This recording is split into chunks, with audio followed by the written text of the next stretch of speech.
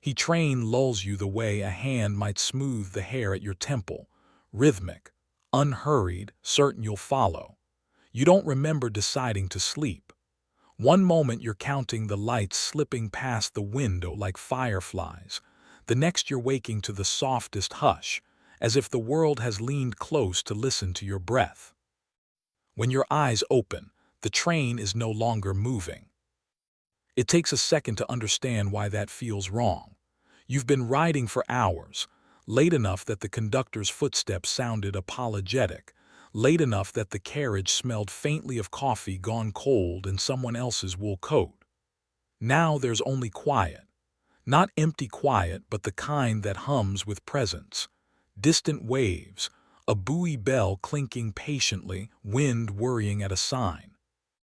You stand, feeling pleasantly disoriented, like you've stepped out of a dream that hasn't finished with you yet.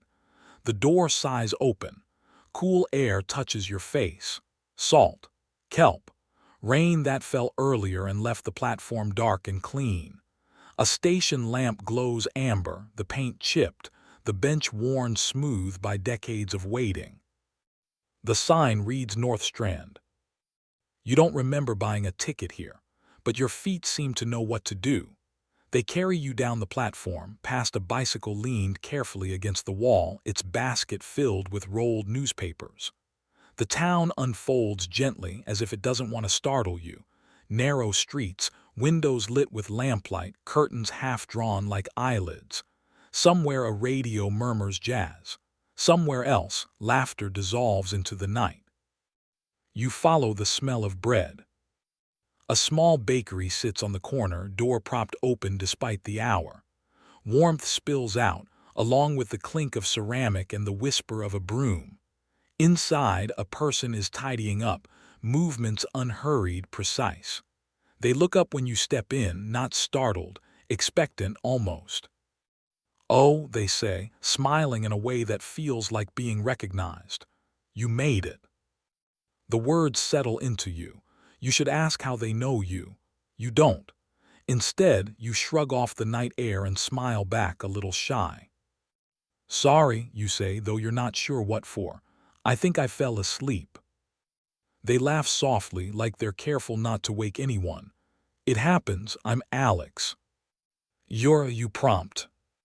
They tilt their head, waiting mostly. Alex pours you tea without asking. It's chamomile, honeyed just enough, steam curling lazily. You sit at the small wooden table by the window. Outside, the sea moves in slow breaths, patient and eternal. Inside, the clock ticks like it's counting something important but not urgent. You talk the way people do when there's nowhere else to be. About nothing, about whether that changes its mind, about the cat that sometimes sleeps on the warm oven even though it's not allowed. Alex listens like every word matters, even the ones you trail off and abandon. At some point, the bakery door closes. The lights dim. Alex locks up, flips the sign, and gestures toward the street. "Walk with me," they ask, not quite meeting your eyes. You do. The town feels smaller now, cozier. Hydrangeas lean over fences, heavy with bloom. The lighthouse blinks, a slow, steady reassurance. Your shoulder brushes Alex's once, twice. Neither of you moves away. "You feel familiar," Alex says eventually. It's not a question. "So do you answer." They nod, accepting this as if it explains everything. You stop at the edge of the beach. Shoes off, sand cool and forgiving. The tide has left glassy pools that mirror the stars. You sit together, close enough to share warmth, far enough to let the moment breathe. There's a wanting here, gentle and unpressured. Like the tide itself, always returning, never demanding. Alex glances at you, something soft and intent in their expression. Their hand rests between you on the sand, open, waiting. And you realize, sleepy, content, utterly unafraid, that whatever this night is, it isn't finished with you yet. Alex's hand stays where it is, palm up, grains of sand clinging to their skin like tiny constellations. You don't rush to fill the space between you. The night doesn't ask that of you. Instead, you let the quiet stretch, elastic and kind, until it feels like something you could wrap yourself in. When you do place your hand in theirs, it's almost absent-minded, like reaching for a railing you've leaned on 100 times before. Their fingers curl, not tight, not possessive, just enough to acknowledge the choice. Out on the water, something splashes. A seal, maybe, or just the sea reminding you it's awake. "You're not from here," Alex says after a while. "No," you reply, "but I don't feel like I'm visiting." They smile at that, eyes on the horizon. North Strand does that. It lets people borrow it for a while. The breeze picks up, tugging gently at your clothes, threading cool air through the warmth you've built sitting side by side. Alex shrugs off their cardigan and drapes it over your shoulders without comment. It smells faintly of flour and soap and something green, like rosemary crushed between fingers. You thank them quietly. "Any time," they say just as quietly, like it's a standing offer. You walk back through town together, slower now. The streets are nearly empty but not lonely. Porch lights glow like guardians. Wind chimes murmur secrets. Somewhere, a door closes with care. Alex's place is a small cottage tucked behind a wild garden that seems to have decided rules were optional. Lavender spills over the path. Herbs grow wherever they please.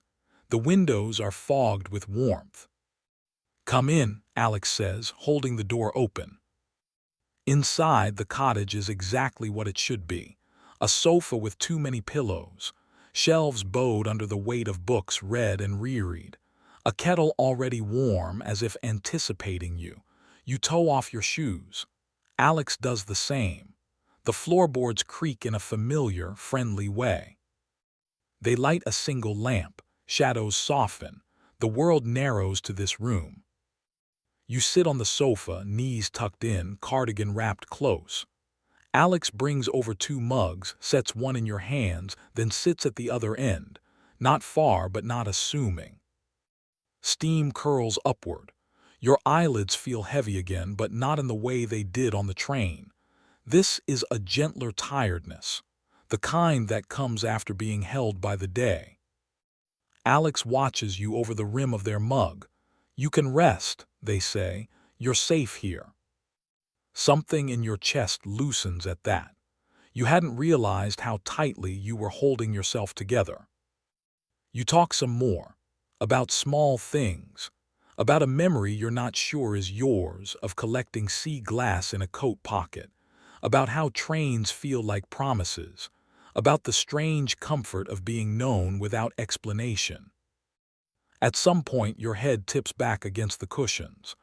Alex shifts closer just enough that your shoulders touch. You don't move away. You don't lean in either.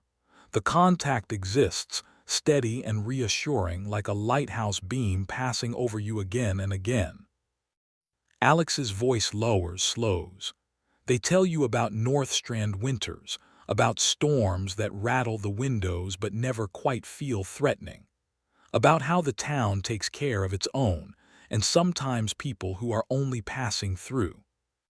You close your eyes, listening. Their shoulder is warm. Their presence feels intentional, as if you were expected, as if there's a place shaped just like you and you've finally found it. Just before sleep takes you again, you feel Alex's hand rest lightly over yours where it lies between you on the cushion. No pressure, just a reminder. You let the night hold you both, knowing somehow that when you wake, this evening will still be unfolding. You drift, but you don't disappear. Sleep comes in shallow tides, rolling in and out, never pulling you under completely. You're aware of the lamp's low glow through your lashes, the muted tick of the clock on the wall, the steady rise and fall of Alex's breathing beside you. Every sound feels placed deliberately, like part of a composition meant to keep you here. At some point, minutes later or maybe much longer, you realize you're warmer. A blanket has appeared, tucked around your legs and pulled gently over your shoulders. You don't remember Alex moving, but the care is unmistakable. It carries intention without performance. You open your eyes just enough to see them watching you. Not staring, just present. Their gaze softens when they notice you're awake, but they don't pull away. "Sorry," you murmur, voice thick with sleep. "I didn't mean to." "You didn't do anything wrong," Alex says immediately, quietly, like they don't want to startle you back into full consciousness. "You can stay right there." You do. The clock ticks on. Outside, the sea continues its slow conversation with the shore. Alex reaches for a book on the coffee table, thumbs it open, then seems to reconsider. They close it again. "Would you rather listen?" they ask. "To what?" They shrug a small, almost shy motion. "Anything. I can tell you about the town, or I can just talk." "I'd like that," you say, "the talking." Alex smiles, and something in that smile suggests relief. So they tell you about ordinary things, in a voice low and even. About the mornings when the fog comes in, so thick it feels like the world has shrunk to the length of the street. About the old fisherman who insists the gulls recognize him. About how the bakery always smells sweetest just before dawn, when the bread is cooling and the windows are still dark. You listen, floating on their words. Every now and then you respond, just a sound, a soft agreement, and Alex continues, adjusting their cadence as if they're attuned to your breathing. At some point, your head tips sideways. Alex stiffens for half a second, then relaxes when you don't pull back. Carefully, as though handling something fragile and beloved, they shift so your temple rests more comfortably against their shoulder. The movement is slow enough that you could object if you wanted to. You don't. Their warmth seeps into you. Their cardigan, their shoulder, the quiet constancy of them. It all blurs into a feeling so tender it almost aches. "Is this okay?" Alex asks, barely above a whisper. "Yes," you say just as softly. They exhale, you feel it. The silence that follows isn't empty. It's full in the way a held breath is full, anticipatory, alive. Alex's hand rests on the back of the sofa now, not touching you, but close enough that you're aware of it. The space between you feels intentional, like a promise that hasn't decided what shape it wants to take yet. Your thoughts drift. You wonder without urgency who this stranger is to you, or who you are to them. There's a sense, faint but persistent, that this evening has happened before, or that it will happen again, or both. "Do you ever feel," you begin, then trail off. Alex waits. They're very good at waiting. "Like you've stepped into the wrong life," you try again, but it turns out to be kinder than the one you left. They don't answer right away. When they do, their voice is thoughtful. "Yes," they say, "and sometimes I think the lives aren't wrong at all, just paused, so we can visit each other." You hum, considering that. It feels true enough to keep. The clock ticks. The lamp buzzes faintly. Your eyes grow heavy again, heavier than before. Alex shifts, careful not to disturb you, and stands. You protest weakly, a small sound caught in your throat, but they only smile down at you. "I'll be right back," they say. "I promise." You believe them. When they return, they kneel in front of you, adjusting the blanket, smoothing it as if it might crinkle too loudly. Their face is closer now.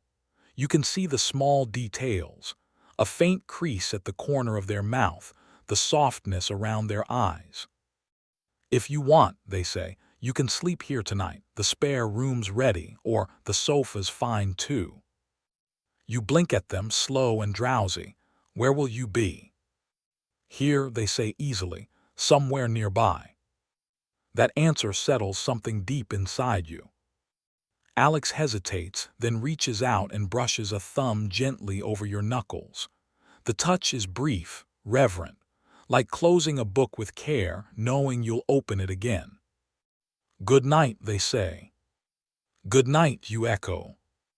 As sleep pulls you closer this time, deeper and more certain, you have the distinct sense that this evening is still expanding, quietly, patiently, waiting for you to wake into it again. Sleep takes you more fully this time, but it's a soft surrender, not a fall. You drift through half-dreams where nothing startling happens. There are no sharp edges here, just impressions, the smell of bread again, warm and yeasty, the hush of waves folding themselves over and over, the steady assurance of being somewhere you are allowed to be. At one point, you're dimly aware of footsteps, Alex moving through the cottage, careful, deliberate. A door opens and closes. A kettle clicks off. The world continues gently without asking you to keep watch. When you surface again, it's to a change in the air. Morning isn't here yet, not fully. It's that in-between hour when night loosens its grip but hasn't quite let go. The lamp is off now. Pale blue light seeps in through the curtains, outlining the room in softened edges. For a moment, you don't remember where you are. Then the memory settles over you like a familiar shawl. Northstrand, the train, Alex. You're still on the sofa, still wrapped in the blanket. Your body feels loose, unguarded, as if it's been resting not just muscles but something deeper. You stretch slightly, testing the quiet. Nothing breaks. From somewhere nearby, you hear the low clink of ceramic, the faintest hum, someone moving unhurried. You sit up slowly, careful not to disturb the peace you've woken into. The cottage feels different in this light, quieter maybe, but also more intimate, like seeing a place before it's put on its daytime face. You follow the sound to the kitchen. Alex stands at the counter, back to you, sleeves rolled up, hair slightly mussed in a way that suggests sleep was taken seriously. They're slicing bread, movements sure and practiced. A kettle steams gently beside them. The window above the sink is cracked open, letting in the scent of the sea and something green from the garden. They don't turn around right away, but when they do, it's as if they knew exactly when you'd arrive. "Morning," they say softly. "Is it?" you ask, voice still husky. They smile, almost. You hover in the doorway, suddenly aware that you're occupying a moment that feels personal, lived in. Alex notices, of course. They always seem to. "Come sit," they say, nodding toward the small table. "You don't have to earn your place here." That again, that quiet permission. It wraps around you as you take a seat, pulling the blanket closer around your shoulders. Alex brings you a mug. This one smells darker than the tea from last night, coffee, rich and grounding. They set it in front of you, fingers lingering on the handle just long enough to register warmth. "Did you sleep?" they ask. "Yes," you say. "I think I needed to." They nod, like that confirms something they already suspected. You sit together in companionable silence for a while. The bread is toasted now, butter melting into the surface, honey catching the light. Alex eats slowly, thoughtfully. You match their pace without realizing it. Outside, the town is beginning to stir. A distant door, footsteps on gravel. Somewhere, a gull announces its opinion loudly. "You can stay today, too," Alex says eventually, as if the thought has been waiting patiently for the right moment to be spoken. "If you want." You look up at them. There's no expectation in their expression, just an open door. "I don't know how long I'm meant to be here," you admit. "That's all right," they say. "Northstrand isn't strict about time." You smile at that. Something about this place seems to exist slightly outside the usual rules. Or maybe it's just that no one here is in a hurry to remind you of them. After breakfast, Alex shows you the garden. Dew still clings to the leaves, catching the early light. You brush your fingers through rosemary, lavender, mint. The scents cling to you, grounding you further in the moment. They tell you which plants survive winter storms and which ones need coaxing. You listen, even though you suspect you'll remember this whether you try to or not. You walk down toward the water again later, bundled in borrowed layers. The beach looks different in the morning, brighter but no less gentle. The tide has rearranged everything while you slept. New shells, new patterns, proof that things can change quietly. You and Alex walk close, shoulders nearly touching, conversation drifting in and out. Sometimes you speak, sometimes you don't. Neither feels like absence. At one point, Alex stops and looks at you, really looks at you, as if committing something to memory. "I'm glad you woke up here," they say. "So am I," you reply. The words feel simple, but they land with weight. You don't know yet how this day will unfold.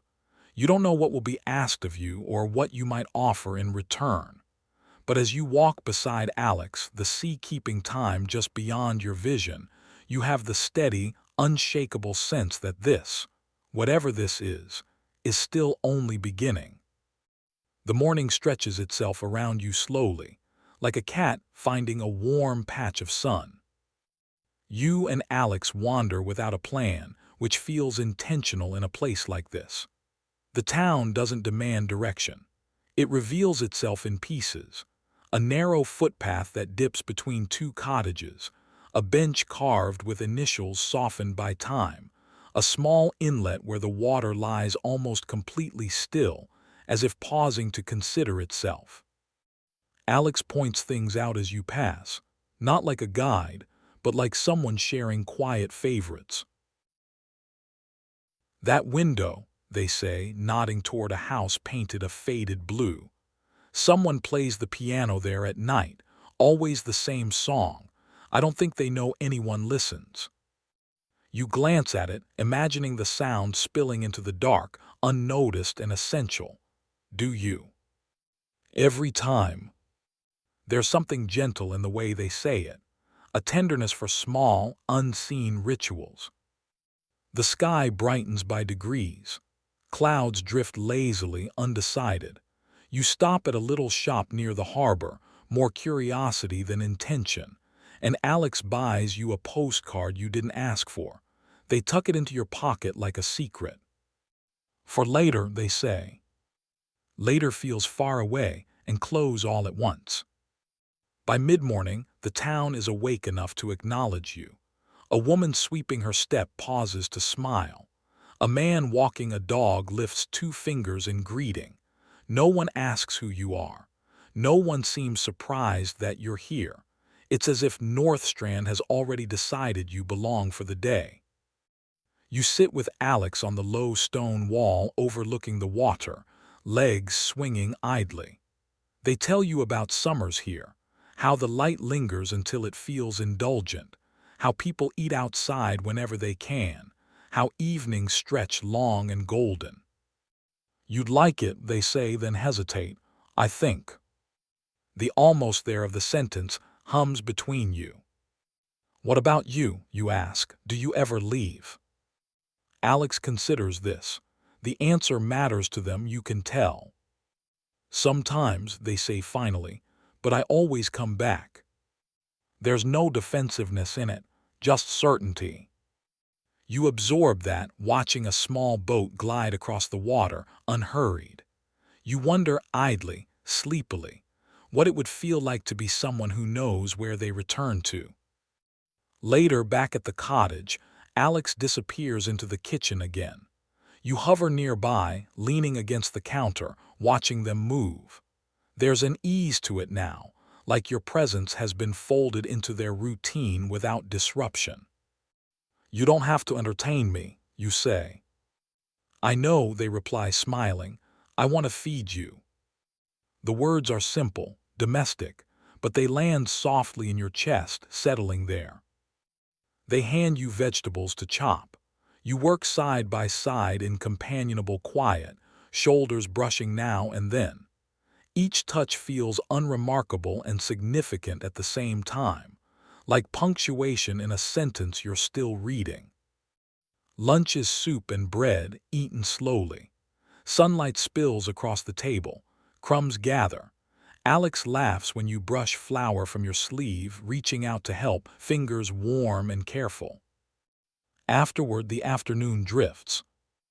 You read on the sofa while Alex tends to a few things, washing dishes, watering plants, pausing now and then to glance at you as if checking you're still real. You feel no need to perform attentiveness. Just being here seems to be enough. At some point you grow drowsy again. Not sleep exactly, just a pleasant heaviness.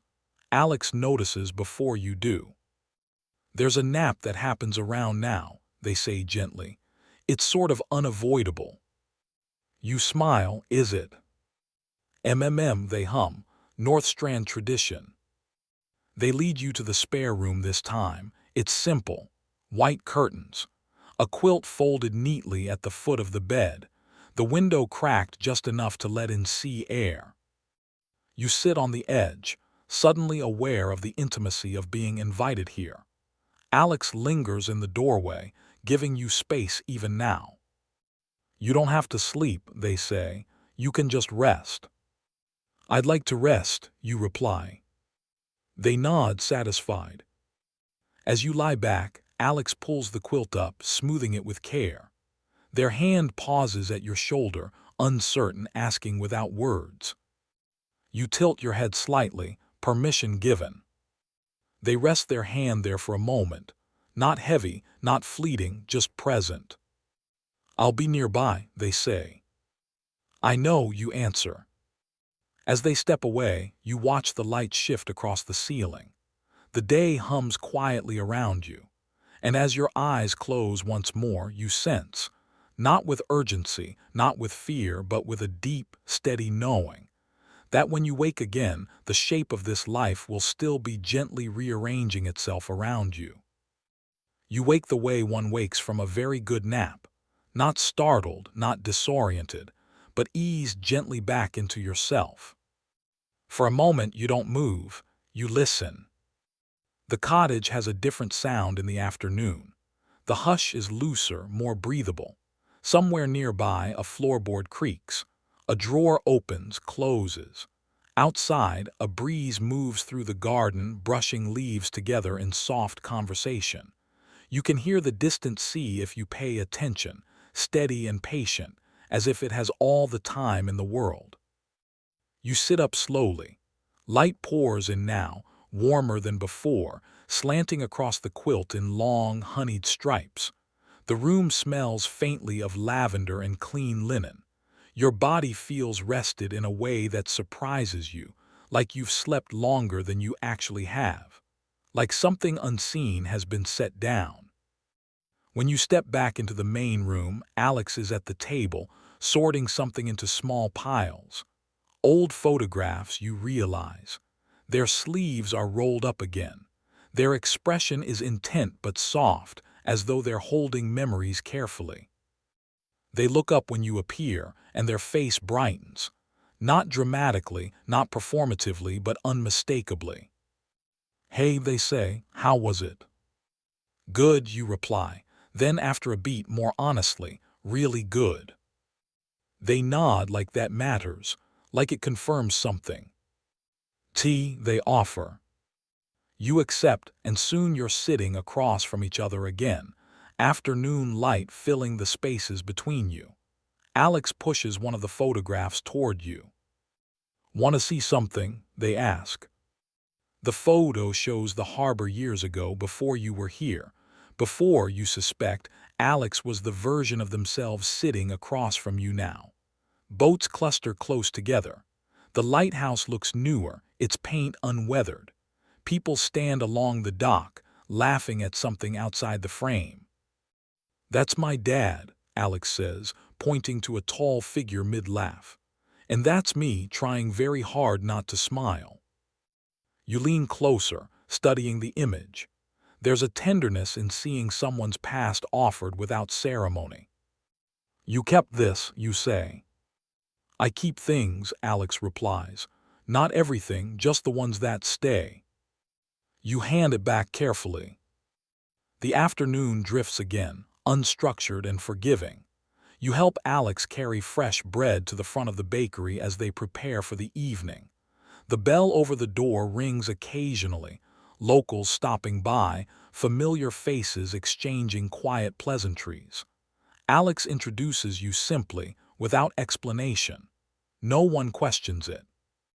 You must be the one from the train, someone says with a knowing smile. You blink, Alex just smiles and changes the subject.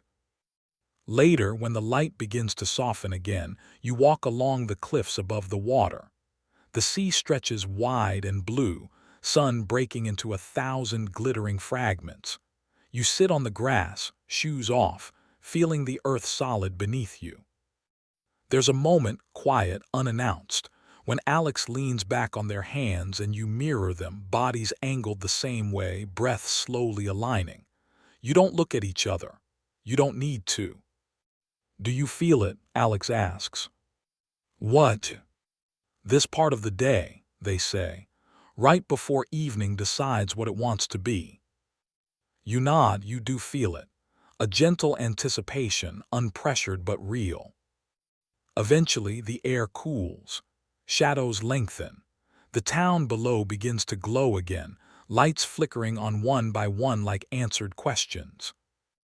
Back at the cottage, Alex cooks dinner while you sit at the table, peeling herbs and listening.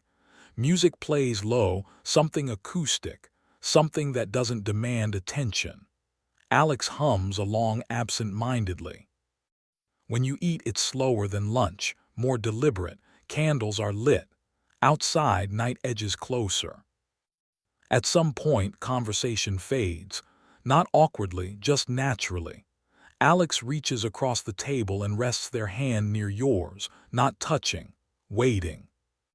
You place your fingers against theirs. This time, there's no hesitation on either side. The contact is warm, steady, full of quiet meaning. You don't know what will happen next. You don't need to. The evening is still opening itself to you, gently like a door left ajar, inviting, unhurried, waiting for you to decide when to step further inside.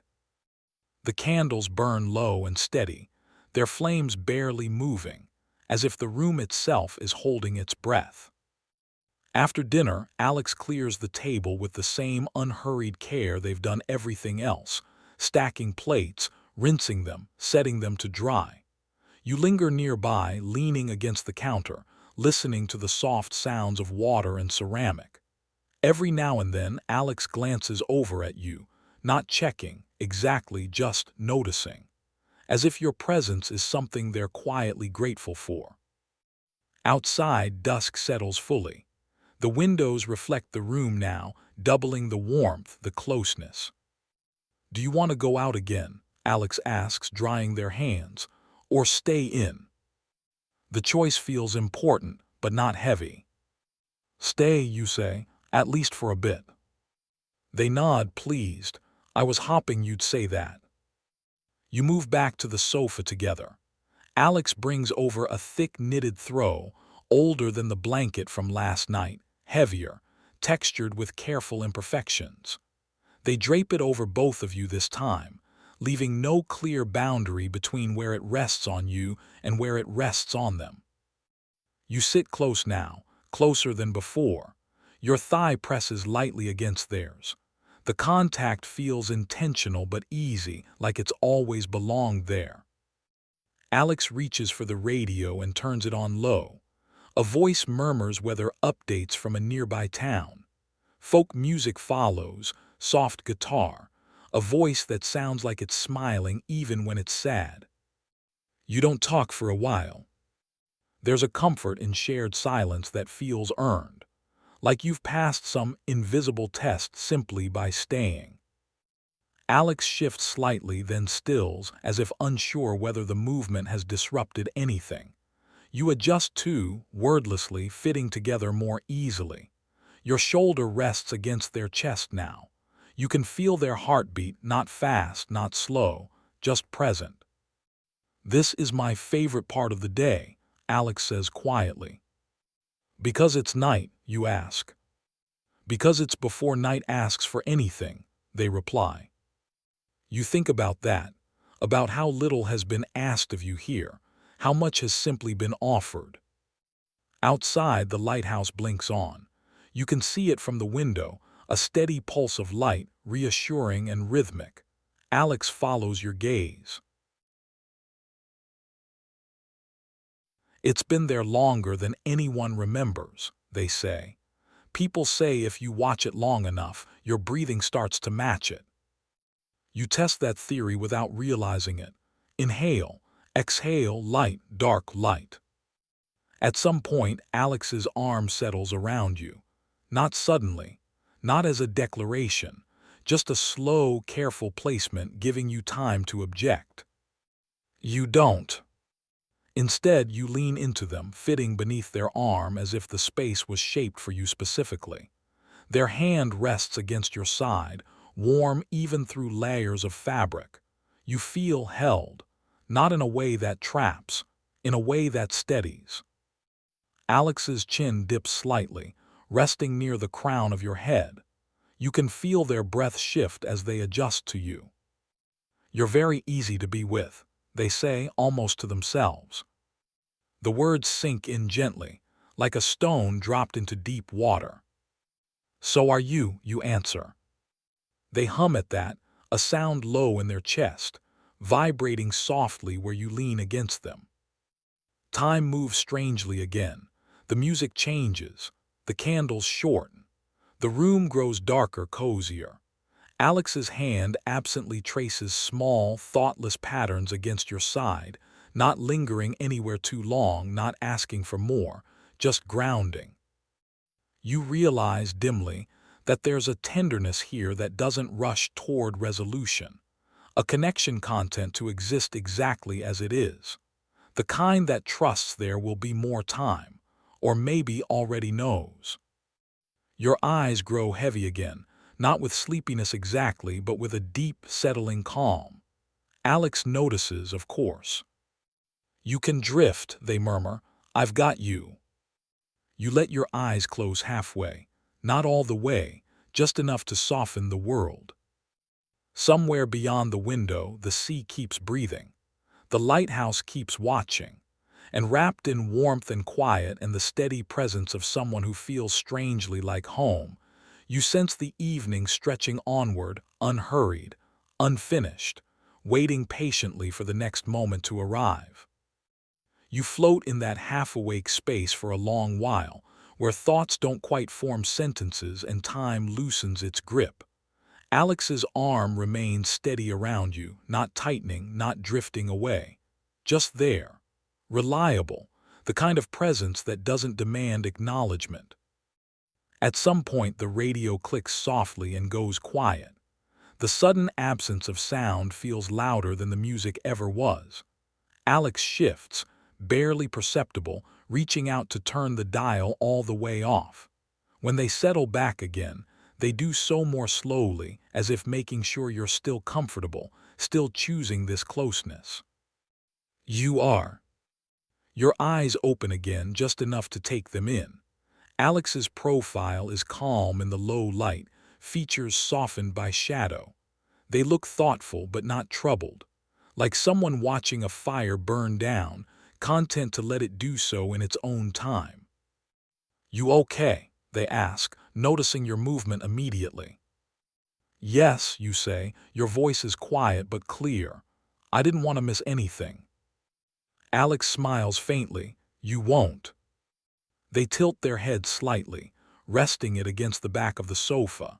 And for a while, you just exist together like that. Two people sharing the same gentle pause in the world. Eventually, Alex speaks again. "Do you want to hear something strange?" they ask. You nod. "Sometimes," they say, "people come through here and stay just long enough to remember something they forgot they knew." You shift slightly, turning so you can see them better. "Like what?" They consider. like how to rest, or how to be quiet with someone without it meaning you're lonely. That lands softly but deeply.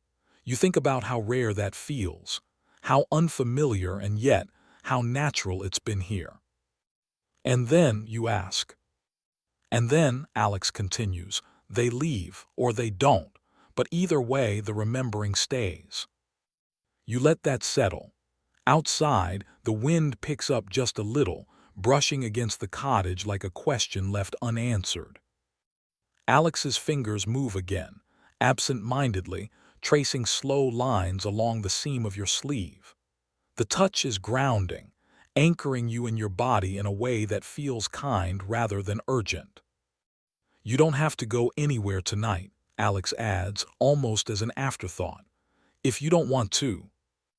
You hadn't been thinking about leaving. The idea feels distant, theoretical, like something that belongs to another version of you. I know, you say, thank you. They nod, satisfied, and lean back again. Later, much later, the firelight fades to embers and the room grows darker still. Alex stands carefully, easing their arm from around you with clear reluctance. Come on, they say gently. You shouldn't sleep like that all night. Your neck will complain. You laugh softly, stretching as you stand. The moment feels domestic in a way that surprises you, not intimate in a sharp, electric sense, but in a steady, shared routine way, as if you've been doing this together longer than a single evening. Alex leads you down the narrow hall again. This time, they pause at the doorway of the spare room, hand resting lightly on the frame. I'll be just across the hall, they say, if you need anything or if you just wake up. You meet their eyes. There's something unspoken there, an understanding that waking up doesn't always mean the same thing. Good night, Alex, you say. Good night, they reply. They hesitate, then step forward and press a gentle kiss to your forehead. It's brief, careful, full of warmth and restraint and promise all at once. When you lie down, the quilt feels heavier tonight, grounding you. You stare up at the ceiling as moonlight traces slow patterns across it. Your thoughts drift, unspooling without urgency. You wonder what tomorrow will bring, whether the town will feel different in daylight again, whether you'll still feel this sense of being held by something larger than yourself. As sleep begins to pull you under once more, you hear a door open softly across the hall, footsteps, then quiet. The night wraps around the cottage, the town, the sea. And somewhere between waking and dreaming, you sense that this life, this borrowed, gentle rhythm, still has more to show you. Sleep takes you again, but it is lighter this time, threaded through with awareness. You drift in and out, never fully leaving yourself, never fully returning. The night feels attentive, as if it's keeping watch alongside you. You wake once to the sound of rain. At first it's so soft you think you're imagining it, a faint tapping, irregular and gentle. Then it becomes clearer, rain against the window, against the roof, the slow, steady percussion of water finding its way back to the sea. It smells different now, the air, cleaner, alive. You lie still, listening. The cottage creaks faintly as the temperature shifts.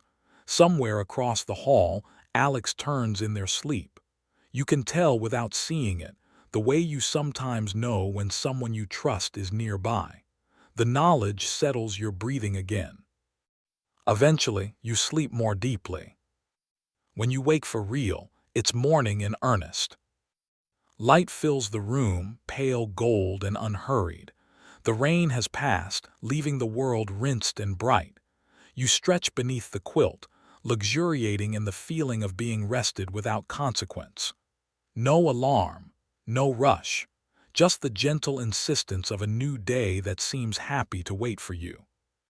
For a moment, you wonder if any of it will still be there when you step out of the room. The town, the cottage, Alex. The thought carries a flicker of uncertainty, but not fear, more like curiosity. You dress slowly, choosing comfort over intention. When you open the door, the smell of coffee greets you immediately. Toast. Something sweet warming in the oven. Alex stands in the kitchen again, like a constant in a world that has rearranged itself overnight. They're barefoot, hair still slightly damp, wearing a soft sweater you don't remember seeing before. They look up and smile as soon as they see you. "Good morning," they say, warmth threaded through the words. "Morning," you reply, and it feels real, anchored. They slide a mug toward you without asking. This time it's tea again, lighter than coffee, lemony. They remember. You sit together at the table, rain-glossed light streaming through the window. Alex tells you it rained most of the night, but lightly. Nothing dramatic, just enough to make the garden happy. "It always smells like this afterward," they say, like everything decided to keep going. You step outside together later, drawn by the freshness. The garden looks transformed, leaves brighter, earth darker, colors more certain of themselves. You walk the narrow path slowly, careful not to brush against anything too wet. "You can help if you want," Alex says, gesturing to a basket by the door. "Or you can just be." "I'll help," you say. It feels right. You spend the morning in quiet companionship, picking herbs, shaking water from leaves, pulling a few stubborn weeds that refuse to give up their place. Alex works beside you, occasionally pointing something out, occasionally saying nothing at all. There's an ease to it that feels earned far too quickly to be coincidence. At one point, your fingers brush against theirs as you reach for the same sprig of thyme. The contact lingers just a fraction longer than necessary. Alex glances at you, eyes searching, gentle. You smile, small and sincere. Later, you sit on the steps with mugs warming your hands, watching the clouds drift lazily apart. The town below hums softly now, more voices, more movement, but it never feels intrusive. "Do you ever wonder," you ask, surprising yourself, "who you'd be if you stayed somewhere like this?" Alex considers you for a long moment before answering. "I think," they say slowly, "I'd be more myself, not a different version, just less hurried." That resonates deeply. The day stretches on, unfolding without a script. You walk again. You stop at places that catch your attention. You listen to stories Alex tells and offer a few of your own, tentative at first, then easier. Some feel like memories. Some feel like possibilities. By afternoon, the light shifts again, softer, slanted, familiar now in a way that makes your chest ache just a little. You realize gently, without panic, that time is moving, that it always does, even here. But for now, the evening hasn't arrived yet. The tide is still out. The lighthouse is dark. And as you walk beside Alex once more, the air cool and promising, you know this day, this quiet, borrowed life, is still unfolding, still holding space for whatever comes next. The afternoon eases toward evening the way everything does here, without announcement, without hurry. You and Alex find yourselves back near the water again, almost without deciding to go. The path feels familiar now beneath your feet, each curve anticipated before it arrives. The sea is a deeper blue today, textured with ripples that catch the lowering sun. It smells brighter after the rain, sharper, alive. You sit on a smooth driftwood log, its surface worn pale by years of tides and waiting. Alex sits beside you, close enough that your knees brush when you shift. Neither of you apologizes. For a long while you just watch. The water, the sky, a pair of seabirds skimming low, arguing quietly with each other. It feels important not to fill this moment with words, so you don't. Eventually, Alex breaks the silence anyway, gently, like tapping on glass. "I keep thinking about the train," they say. You glance at them. "What about it?" That it stopped when you needed it to, Alex replies. Not when it was supposed to. You let that thought turn over slowly. Maybe it didn't stop, you say. Maybe I did. Alex smiles at that, something thoughtful and warm passing through their eyes. Maybe. The light shifts again, subtle but unmistakable. Evening deciding at last what it wants to be. When you walk back toward town, there's a quiet awareness between you now, an understanding that this day is not just another day, that it is marking something, even if neither of you can quite name what. At the bakery, Alex opens the door and flicks on the lights. The familiar warmth greets you.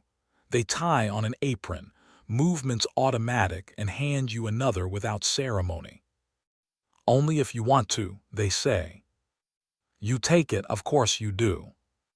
The evening routine unfolds like something rehearsed in another life.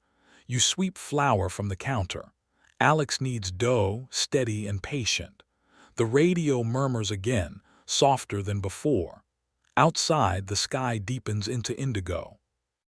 Occasionally, someone comes in, a familiar face, a quiet greeting, a nod in your direction that carries curiosity but no intrusion. You feel strangely at ease being seen like this, standing beside Alex, part of the rhythm. At one point, Alex laughs, really laughs, at something you say, and the sound startles you both. It lingers in the room, bright and genuine. I don't do that enough, they admit. Laugh, you ask. Let myself, they say. The words hang there, honest and unadorned. When the bakery closes, the town is fully wrapped in night again. The lighthouse blinks on. The air cools. You walk back to the cottage together, shoulders brushing, steps uncounted. Inside, the lamps glow softly. The garden outside rustles with night creatures settling in. Alex hangs up their apron, then pauses, turning to face you. You know, they say slowly, you don't feel like someone passing through. Your breath catches, not sharply, just enough to notice. I don't feel like it either, you admit. They nod as if that confirms something they've been quietly carrying all day. They don't move closer. They don't step away.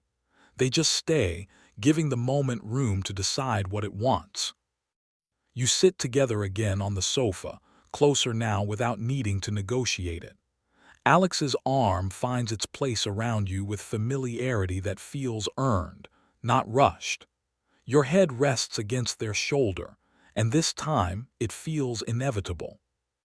The night deepens outside.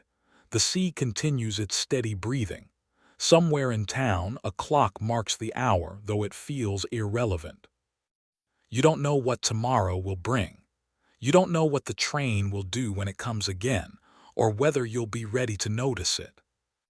But for now, you are here, wanted without urgency, held without expectation.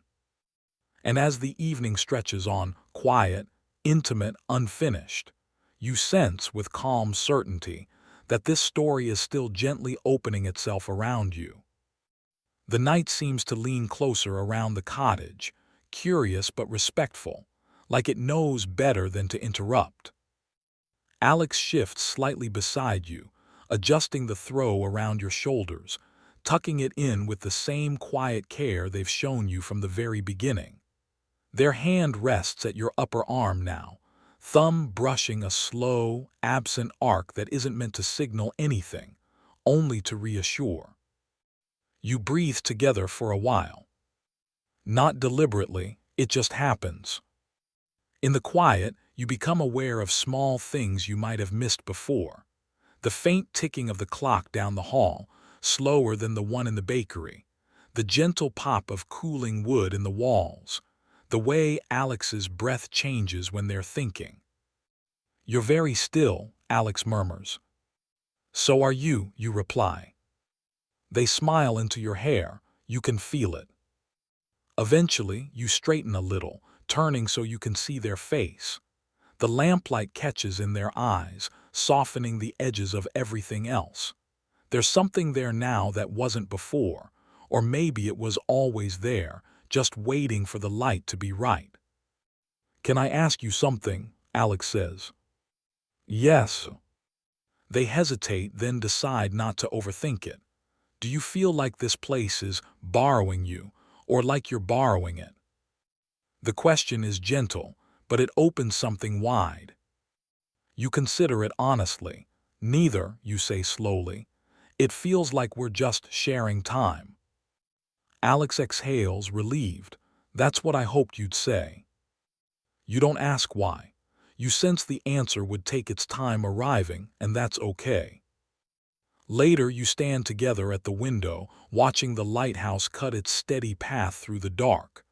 Alex points out constellations, not perfectly, admitting when they're guessing. You like that about them. The ease with uncertainty, the comfort in not having to be right. "Tomorrow," Alex says casually, as if testing the word, "there's a market in the square. It's small, but nice." "Tomorrow," you repeat, and the word settles without resistance. They glance at you, something hopeful flickering across their face before they smooth it away. "If you're still here." You don't answer right away. Not because you don't know, but because saying it out loud feels like something to be handled gently. "I think I will be," you say at last. Alex nods once, like that's enough to carry them through the night. When you finally move toward sleep again, it's unspoken, mutual. Alex stands first, offering a hand without comment. You take it, letting them pull you up easily, their grip warm and sure. In the hallway, you pause. There's a moment, small, quiet, suspended, where neither of you moves. The space between you feels charged but not tense, like a held note that doesn't need resolution yet. Alex lifts a hand, brushes your hair back from your face, knuckles grazing your cheek. The touch is tender, reverent. "I'm glad you're here," they say softly. "So am I," you reply. This time when they kiss your forehead, it lingers a second longer, still gentle, still restrained, but unmistakably intentional. You retreat to the spare room, heart steady, body warm, thoughts loose and unknotted. As you lie beneath the quilt, listening to the familiar sounds of the cottage settling for the night, you realize something quietly astonishing.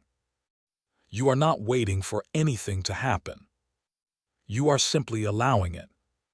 Sleep comes easily after that, deep, unforced, wrapped in the certainty that this place, this person, this unfolding evening still has time, still has room. And somewhere beyond the edge of rest, you sense the next moment already forming, unhurried, unfinished, ready to meet you when you wake. You wake before dawn. Not suddenly, not pulled from sleep by worry or noise, just gently surfaced like a thought rising on its own. The room is dim, the sky outside still undecided, washed in soft gray-blue. For a moment you stay very still, listening. The cottage breathes around you. Somewhere a kettle clicks faintly as it cools. The sea murmurs in the distance, closer than it should be, farther than it feels. You sense movement across the hall, not footsteps exactly, but presence. Alex, awake too, or nearly. The knowledge comes to you without logic. It simply arrives. You sit up and swing your feet to the floor. The wood is cool, grounding. When you open the door, the hallway light is already on, low and warm, as if left that way on purpose. Alex stands at the window at the end of the hall, hands wrapped around a mug, watching the horizon soften. They turn when they hear you, and the look they give you, quiet, fond, unsurprised, lands in your chest with the gentle finality of a truth settling into place. "Morning," they say. "Morning," you answer. Neither of you asks why you're both awake. Some things don't need explaining. You stand together at the window. Outside, the lighthouse blinks one last time before dimming, its work done for the night. The sky begins to lighten, color returning in slow, careful strokes. This moment feels different from the others, not heavier, just complete. "There's a train," Alex says softly. "Not yet, soon." You nod. You felt it too, like a tide turning far out at sea. "I don't know if it stops here every morning," they continue. "It didn't used to." You glance at them. "But it might today." Alex smiles, small and steady. "It might." You walk to the kitchen together. Coffee this time. Dark, grounding, real. You sit at the table one last time, knees brushing, hands occasionally finding each other without thought. The quiet between you feels full, finished in the way a good chapter feels finished, satisfying but never erased by what comes next. When the sound reaches you, it's faint at first. A low hum, a vibration through the ground, familiar and distant and undeniable. The train. You stand, Alex stands too. Neither of you rushes. Outside, the town is barely awake. Windows dark, streets still. The platform waits the way it always has, patient and unassuming. The train pulls in with a soft sigh, lights glowing, doors opening as if they've always known you'd be there. You turn to Alex. There are 1,000 things you could say. Gratitude, longing, promises, questions. None of them feel quite right. Instead, Alex steps closer and takes your hands, thumbs brushing warmth into your skin. "You don't lose this," they say gently, "no matter where you wake up next." You believe them. "I'll remember," you say. They shake their heads, smiling. You already do. They pull you into a hug, full now, unrestrained, steady and sure. You fit against them perfectly, like a piece that's always known where it belongs. When they pull back, their eyes are bright but calm. "Go," Alex says, not urging, not pushing, just allowing. You step onto the train. The door remains open a moment longer than expected. You look back. Alex is still there, hands in pockets, posture easy, presence unmistakable. The town behind them glows softly in the early light. The sea breathes. The lighthouse rests. The door closes. The train begins to move. You take a seat by the window as North Strand slips past, slowly at first, then gently receding. The bakery, the garden, the curve of the shore. Alex, lifting a hand in farewell that feels less like goodbye and more like acknowledgement. You lean your forehead against the glass as the rhythm takes hold again. The motion is familiar now, comforting. Your eyes close. When they open, the carriage is different. Brighter, busier, morning commuters half asleep, coffee in hand. The smell of metal and fabric and ordinary life. The train moves at speed, unstoppable, practical. But something has changed. You feel it in your chest, a steadiness, a warmth, a quiet knowing that somewhere, real or remembered, borrowed or shared, there is a place where time moves gently, where you are wanted without urgency, where silence is kind and presence is enough. You step off the train when it reaches your stop. The world resumes around you, loud and alive and waiting. You adjust your coat, take a breath, and begin your day. And as you walk forward, carrying salt air in your memory, warmth in your bones, and a calm you didn't have before, you realize something extraordinary. You are still living that peaceful evening. It didn't end. It simply became part of you.